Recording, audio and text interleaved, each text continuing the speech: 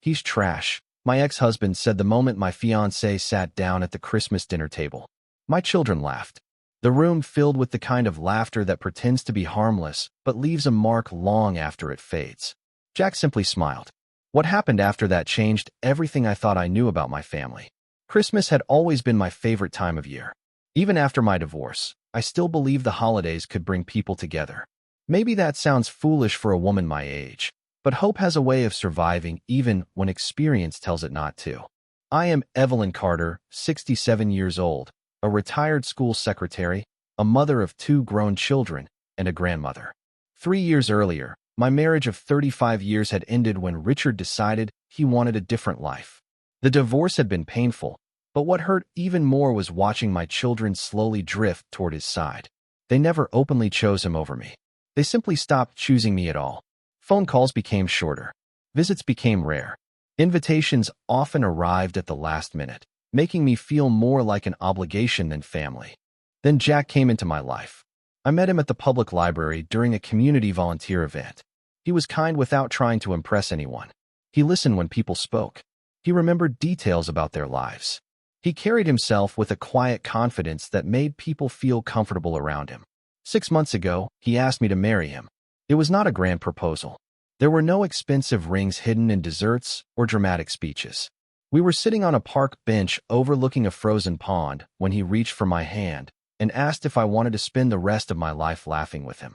It was the easiest yes I had ever given. My children were not impressed. Melissa barely looked up from her phone when I told her.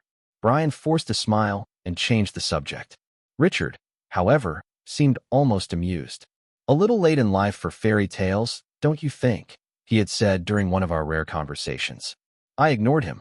I had spent too many years letting his opinions shape my happiness. When Melissa announced she was hosting Christmas dinner and insisted that I bring Jack, I allowed myself to feel optimistic. Maybe this was their way of accepting him. Maybe this was a fresh start. I spent nearly 2 hours getting ready that evening. I chose a dark green dress Jack once said matched my eyes. I curled my silver hair. I wrapped the homemade pecan pie I had baked that morning. Jack arrived exactly on time, wearing a navy blazer and carrying a small gift for each grandchild. Ready? He asked with a smile. As ready as I'll ever be, I replied. The house was already crowded when we arrived. Christmas music played softly from hidden speakers. The smell of roasted turkey and cinnamon drifted through the air. Colored lights reflected off every window. It looked like the perfect family gathering. For a few minutes, everything seemed normal. Then dinner began. Jack had barely taken his seat when Richard leaned back in his chair and asked loudly, "So, Jack, remind me what you do for a living?" The conversation around the table slowed. Everyone was listening. Jack calmly placed his napkin on his lap. "I work as a janitor," he answered. Richard let out a sharp laugh. Melissa covered her mouth, trying not to smile. Brian shook his head. Then Richard looked directly at me before turning back to Jack. "A janitor?" he said. "Evelyn, after everything, this is who you ended up with." A few nervous chuckles followed. I stared down at my plate. The mashed potatoes blurred for a moment. Then Richard delivered the line that would change the entire evening. "He's trash." Melissa laughed. Brian laughed. Even a few distant relatives smiled awkwardly. The sound echoed around the table. I felt something inside me sink. But when I looked at Jack, I didn't see embarrassment. I didn't see anger. I didn't even see disappointment. He simply smiled. Calm. Steady. Almost as if he knew something the rest of us didn't. And for the first time that night, I realized this story was not going to end the way my family expected. For a few seconds after the laughter died down, nobody seemed to notice how quiet the room had become. Forks scraped against plates. Glasses clinked softly. Christmas music continued playing from somewhere in the background as if nothing unusual had happened. I looked around the table and realized something that hurt more than Richard's insult. Nobody was surprised by it. My children were not shocked. They were not uncomfortable. They acted as though this was exactly how the evening was supposed to unfold. Melissa reached for her wine glass, still smiling. Brian focused on his plate. Neither of them looked at me. Neither of them looked at Jack. They simply moved on. It was a feeling I knew all too well. Over the years, I had become accustomed to being overlooked.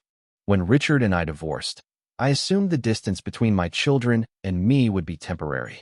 I believed they needed time to adjust. I told myself not to take things personally. But months turned into years. Family gatherings happened without me. Important conversations took place after decisions had already been made. I slowly became a visitor in the lives I had helped build. The strange thing was that I could never point to a single dramatic moment. It happened through hundreds of tiny moments instead. A missed phone call, a forgotten invitation, a holiday card signed with only 2 names instead of 3. Little things that seemed insignificant on their own but became impossible to ignore when stacked together. Last Thanksgiving, Melissa hosted dinner and forgot to tell me they had changed the starting time.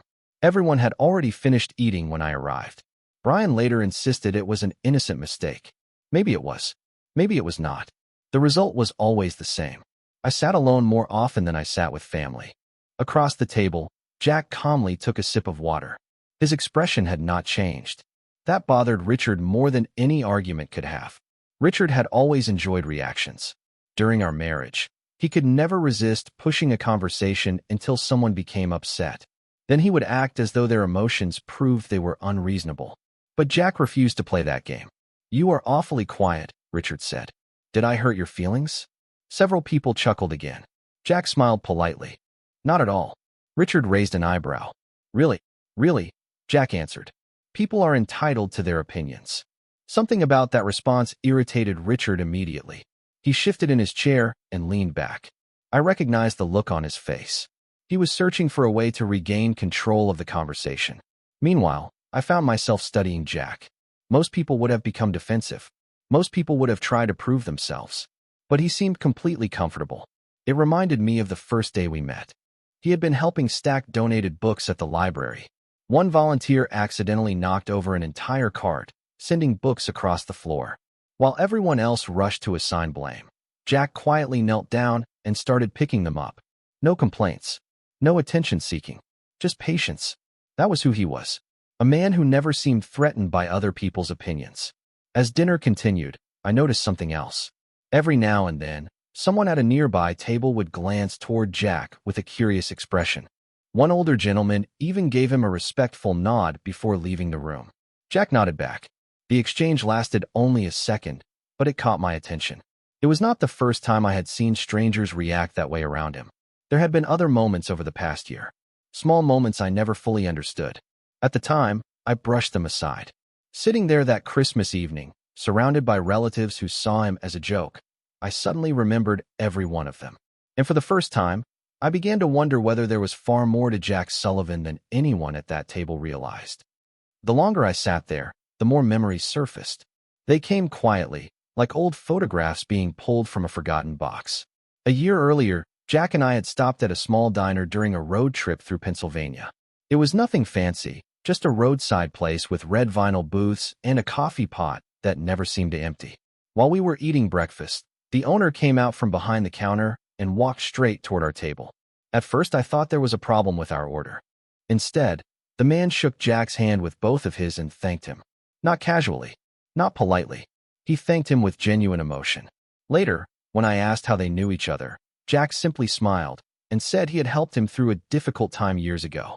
He never explained further. There were other moments too. Once, while we were shopping for groceries, a woman nearly my age approached him in the parking lot. She looked as though she might cry. She hugged him and thanked him for changing her family's life. Jack listened kindly, wished her well, and continued loading groceries into the car as if nothing unusual had happened. When I asked about her afterward, he gave the same vague answer. Just someone I met through work. Through work. That was always how he described everything. The strange thing was that none of those moments felt important until now. Sitting at that table, watching my family reduce him to a job title, I started connecting pieces that had never quite fit together. Across the room, one of Melissa's neighbors entered carrying a dessert tray. He stopped abruptly when he noticed Jack. For a brief second, surprise crossed his face. Then came respect. Real respect. The kind that cannot be faked. He walked over and greeted several guests before eventually reaching our side of the table. "Good evening," he said warmly. His eyes settled on Jack. "I did not realize you would be here tonight." Jack stood and shook his hand. "Good to see you, Thomas." The exchange was brief, but I noticed something. Thomas seemed nervous. Not intimidated. Careful. As though he did not want to say too much. After he walked away, Richard smirked. Looks like our janitor has fans. A few people laughed again. Jack only smiled. Thomas is a good man. Richard rolled his eyes. You certainly know a lot of people for someone pushing a mop. The comment landed harder than the others. Not because it was cruel, but because of the satisfaction on Richard's face. He genuinely believed he had the room under control. He believed everyone saw the world the same way he did. People with status mattered. People without status did not. For most of our marriage, I had believed that too. Richard spent decades measuring worth through titles, salaries, neighborhoods, and square footage. Success was never about character. It was about appearances. Looking back, perhaps that was one reason our marriage eventually failed. Jack represented everything Richard could not understand. He never talked about money. He never tried to impress anyone.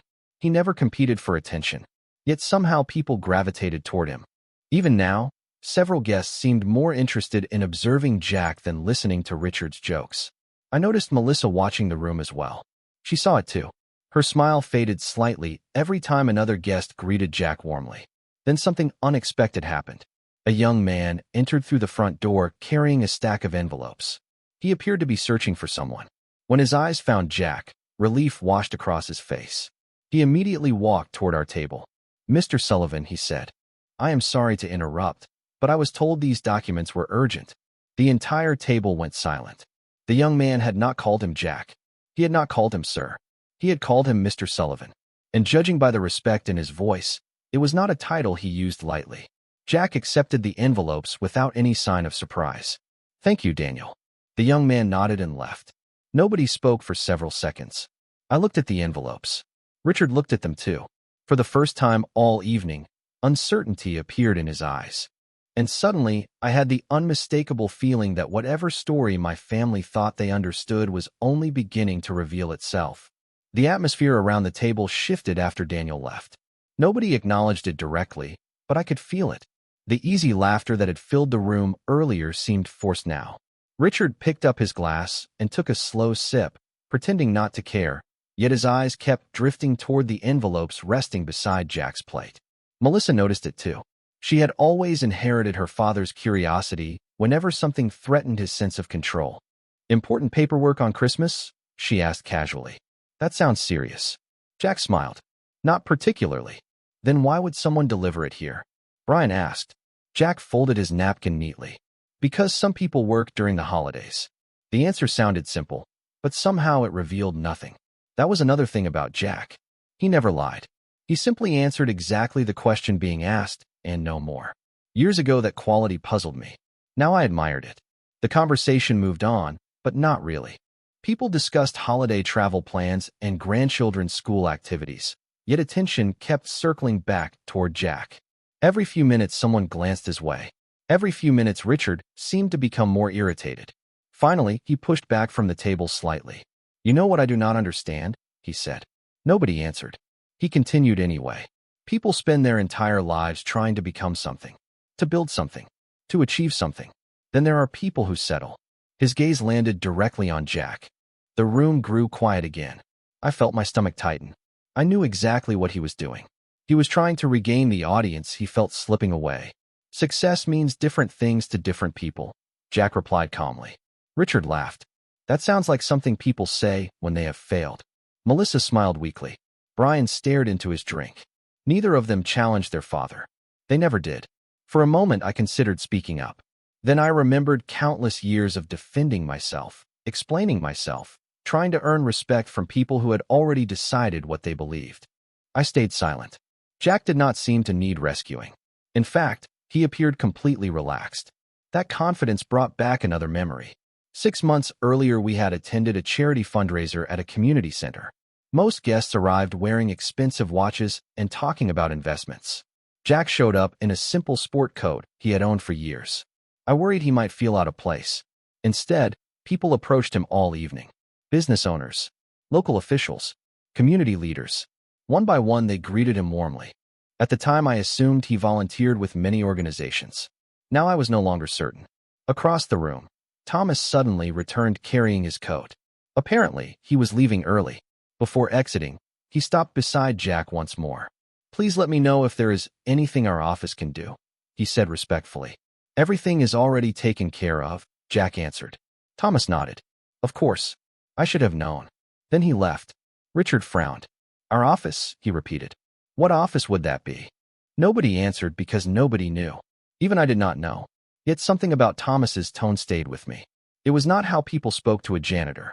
It was not even how people spoke to a respected colleague. It sounded more like gratitude. Real gratitude. The kind earned over years. As dessert was being served, I noticed Jack quietly glance at one of the envelopes. For just a second, the top page became visible. I could not read much. Only a company logo and a row of numbers. But one detail stood out immediately. The document looked nothing like ordinary paperwork. It looked official, significant, important. Jack slid the page back into the envelope before anyone else noticed. Everyone except Richard. Their eyes met briefly across the table. For the first time that evening, my former husband did not look amused. He looked uncertain. And after spending decades married to Richard Carter, I knew something most people did not. The moment uncertainty appeared in his eyes, it meant he had started to worry. By the time dessert plates were being cleared, the mood at the table had changed completely. The earlier laughter had faded into something less comfortable. People were still smiling, still talking, still pretending everything was normal, but an invisible tension now hung over the room. Richard felt it. I could tell. He kept trying to steer conversations back toward himself, but nobody seemed as interested as before. A few guests continued glancing toward Jack. Others whispered quietly among themselves. The uncertainty that had appeared earlier was beginning to spread. Melissa finally broke the silence.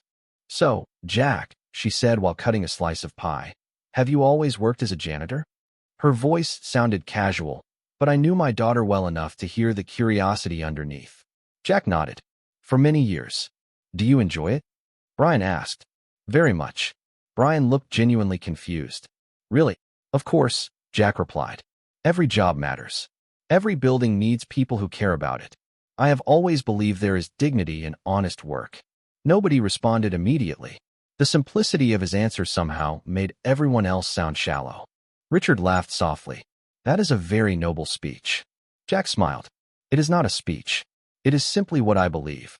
Richard leaned forward. Come on, Jack. Surely you wanted more than that at some point. Bigger goals. Bigger ambitions. I noticed Melissa watching closely. So was Brian. For the first time all evening, they seemed less interested in mocking Jack and more interested in understanding him. I have achieved many goals in my life, Jack answered. Some people just define success differently. Richard's smile tightened. That sounds intentionally mysterious. Not mysterious, Jack said. Private. The answer landed like a stone in still water. Richard looked irritated again. He had spent the entire evening trying to expose weaknesses and had found none. Every attempt slipped away harmlessly. Watching him struggle reminded me of our marriage. Richard always needed to feel superior. If someone had more money, he would talk about status. If someone had more status, he would talk about influence. There always had to be a ladder, and he always had to stand above someone else on it. Jack seemed completely uninterested in climbing ladders. That alone made Richard uncomfortable. Then another unexpected thing happened. Melissa's husband, Andrew, walked into the dining room holding his phone. Richard, he said, sounding surprised, you might want to see this. Richard frowned. See what? Andrew glanced at Jack before answering. I think there has been some kind of misunderstanding. The room immediately grew quiet. Richard took the phone and looked at the screen. His confident expression disappeared almost instantly. He blinked once, then twice. For a moment, he simply stared. Melissa noticed the change. Dad, she asked. What is it? Richard handed the phone back without answering. Nothing. But it clearly was not nothing. His voice had become tight, controlled, careful. I had heard that tone before, usually when unexpected news threatened one of his business deals. Melissa reached for the phone. Let me see. Richard pulled it away. It does not matter. Which, of course, guaranteed that everyone now believed it mattered very much. Across the table, Jack calmly continued eating his pie. He did not ask questions. He did not react. It was as if he already knew exactly what was on that screen. My curiosity grew stronger by the minute. Then the doorbell rang. Once. Loud enough for everyone to hear. Melissa stood. I wonder who that could be. Nobody was expecting additional guests. Through the front window, I noticed headlights outside. Not one vehicle. Several. Dark luxury SUVs lined the curb. Conversations stopped completely. People began turning in their chairs toward the entrance. A strange feeling settled over me. Not fear. Anticipation. The kind that appears just before a long-hidden truth finally steps into the light. Across the table, Jack placed his fork down neatly beside his plate and glanced toward the front door. For the first time all evening, I noticed something different in his expression. Not concern, not surprise, recognition. And somehow, in that moment, I knew that whoever had just arrived was about to change the entire course of the evening. Melissa walked toward the front door while conversations dissolved into nervous whispers. Every eye in the room followed her. Through the large front windows, the glow from several luxury SUVs reflected across the snow-covered lawn. The vehicles looked expensive, the kind usually reserved for executives, public officials, or people accustomed to being driven rather than driving themselves. Melissa opened the door. Cold December air rushed inside. Then 3 men and a woman stepped into the foyer. They were dressed professionally, carrying leather portfolios and wearing expressions that suggested they were there for business, not holiday celebrations. The woman spotted Jack immediately. Her face brightened. "There you are, Mr. Sullivan," she said. "We have been trying to reach you for the past hour." The room went completely silent. I heard someone set down a fork. Another person quietly gasped. Nobody moved. Nobody spoke. The woman approached our table with confidence. The others followed behind her. When they reached Jack, all 4 greeted him respectfully. Not casually, not politely, respectfully. The distinction mattered. "I apologize for interrupting your evening," the woman said. "The board wanted confirmation before tomorrow morning's announcement." Jack nodded calmly. "I understand." Richard stared openly now. Melissa looked confused. Brian looked stunned.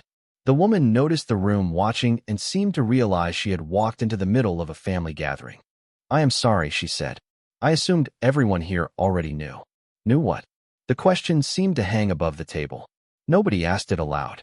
Nobody needed to. The woman smiled warmly at me. "You must be Evelyn. We have heard so much about you." Before I could respond, Richard finally spoke. "Heard from whom?" The woman looked surprised. "From Mr. Sullivan, of course." Richard forced a laugh. "And exactly what is Mr. Sullivan?" For the first time all evening, Jack looked slightly uncomfortable. Not embarrassed. More like a man who preferred privacy and had just realized privacy was no longer an option. The woman blinked. "He is Chairman Sullivan." The words landed like thunder. Nobody reacted at first because nobody understood. Then Brian frowned. "Chairman of what?" One of the men opened his portfolio and handed over a document. "Sullivan Property Holdings," he said, "and several affiliated companies." Melissa stared at the paper. Her eyes widened. She quickly passed it to Brian.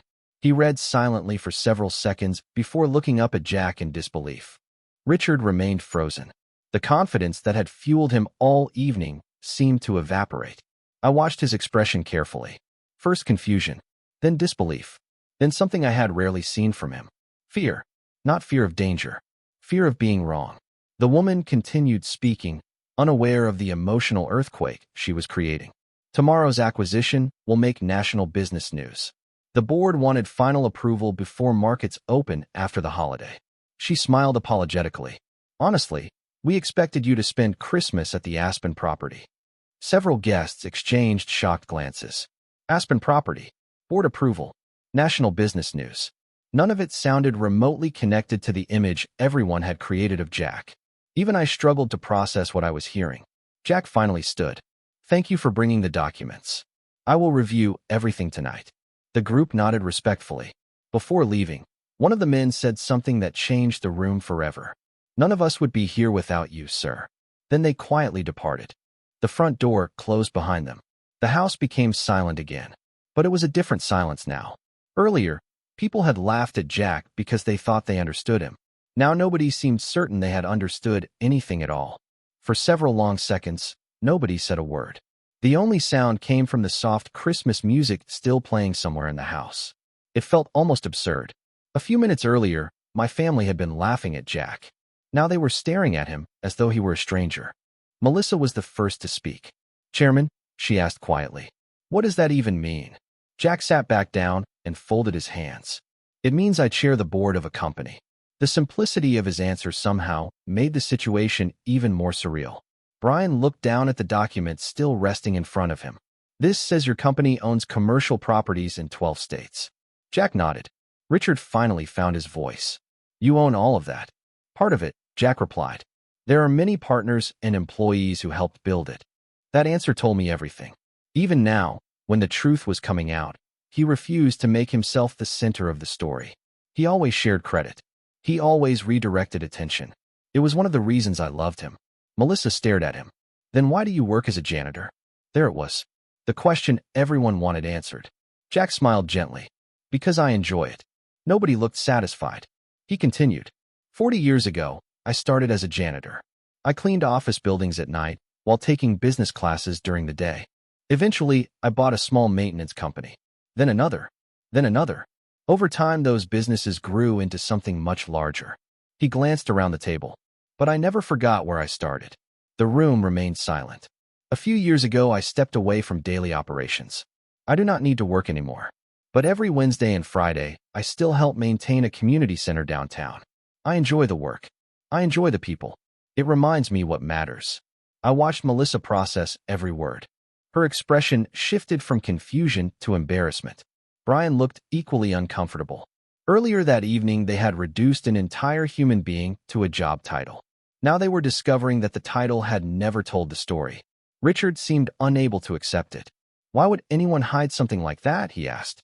Jack looked directly at him. I did not hide it. The answer landed perfectly. Calm. Honest. Impossible to argue with. Nobody asked, he added. I lowered my eyes to hide a smile. Richard had spent years judging people before knowing them. Tonight, for the first time, someone had quietly held up a mirror. Around the room, guests began remembering things. I could see it happening. The respectful greetings. The unexpected visitors. The confidential documents. Suddenly, every strange detail made sense. Then Jack said something that surprised even me. The truth is, money stopped impressing me a long time ago. He looked toward the Christmas tree glowing in the corner. I have met wealthy people who were miserable and ordinary people who were genuinely happy. Eventually, I realized that character matters more than status. Nobody laughed this time. Nobody smirked. Earlier, those words would have sounded sentimental. Now they carried weight. Real weight. Brian slowly set down his fork. I owe you an apology. Melissa nodded. So do I. Jack gave them a kind smile. Apologies are easy. Understanding takes longer. The words were not cruel. They were simply true. I felt something shift inside me as I watched the scene unfold. For years, I had believed my children valued the same things their father valued. Titles, income, appearances. Tonight, they were finally seeing the consequences of that mindset. Across the table, Richard looked smaller than I had ever seen him. Not physically, emotionally. The confidence that had fueled him all evening was gone. And as I looked at Jack sitting calmly beside me, I realized something important. The most powerful person in the room had never been the loudest one. He had been the man who never needed to prove anything at all. The rest of the evening unfolded in a way none of us could have predicted. Nobody seemed interested in dessert anymore. The conversations that followed were quieter, more careful. People who had barely acknowledged Jack earlier were suddenly eager to include him in discussions. Guests asked questions about his work, his travels, his business experience. Jack answered politely but briefly. He never bragged. He never corrected anyone for their earlier assumptions. He simply remained the same man he had been when he first walked through the door. That contrast made the change in everyone else impossible to ignore. Melissa spent most of the evening studying him with a thoughtful expression. I could almost see memories rearranging themselves inside her mind. Years of assumptions were being challenged all at once. Eventually, she turned toward me. Mom, she said softly, why did you never tell us any of this? Before I could answer, Jack smiled. Because there was nothing to tell. Melissa looked confused. Nothing to tell. The important things about a person are usually not the things listed on financial statements, he said. Nobody argued with him. Earlier in the evening, someone probably would have. Not anymore. Brian stared into his coffee cup for several seconds before speaking. I think we judged you. Jack nodded gently. I think you judged a job title. The distinction mattered. Everyone knew it. Across the table, Richard remained unusually quiet. He occasionally glanced toward Jack, but quickly looked away whenever their eyes met. For a man who always had an opinion, his silence was remarkable. Then something unexpected happened. One of the grandchildren wandered into the dining room, carrying a board game. He looked directly at Jack. "Would you play with us?" he asked. Without hesitation, Jack stood. "I would be honored." Within minutes, he was sitting on the living room floor, surrounded by children. Their laughter soon filled the house. Real laughter this time. Genuine laughter. Not the cruel kind that had echoed through the dining room earlier. I watched from a distance as Jack patiently explained rules, celebrated small victories, and listened carefully to every story they wanted to tell him. The children did not care about company ownership. They did not care about board meetings. They did not care about wealth. They simply recognized kindness when they saw it. The realization struck me harder than I expected. Children often see truths that adults miss. Melissa watched too. Eventually, she sat beside me on the couch. "I made a mistake tonight," she admitted quietly. I looked at my daughter. For the first time in years, she seemed less defensive and more honest. "What kind of mistake?" I asked. She sighed. "I think I started seeing people the way Dad sees them." Neither of us needed to explain what that meant. We both understood. Status. Appearances. Assumptions. Melissa lowered her eyes. I stopped paying attention to who people actually are. Hearing those words hurt and healed me at the same time. They confirmed years of distance, but they also suggested something might finally be changing. A little later, Brian approached as well. He looked uncomfortable, which was unusual for him. "Mom," he said, "I should have called more often." Such a simple sentence. Yet it carried years of unspoken regret. I felt my throat tighten. Not because everything was suddenly fixed. It was not. Relationships do not heal in a single evening. Trust does not magically return. But for the first time in a very long time, my children seemed willing to see what had been standing in front of them all along. And as I watched Jack laughing with my grandchildren near the Christmas tree, I realized that the greatest surprise of the night was not his success. It was the way his quiet dignity had forced everyone else to confront themselves. As the evening slowly came to an end, snow continued falling outside, covering the neighborhood in a quiet blanket of white. Inside the house, however, something much more significant had changed. For years I had believed that time alone would heal the distance between me and my children. I waited patiently. I made excuses for missed calls, forgotten invitations, and uncomfortable holidays. I told myself they were busy. I told myself they would eventually remember what family meant. Sitting there that Christmas night, I finally understood that healing had never been about time. It had always been about perspective. People have to choose to see what is right in front of them. And for the first time in a very long time, Melissa and Brian seemed willing to look honestly at themselves. Before we left, Melissa walked over and hugged me. It was not the quick, distracted embrace I had grown used to over the years.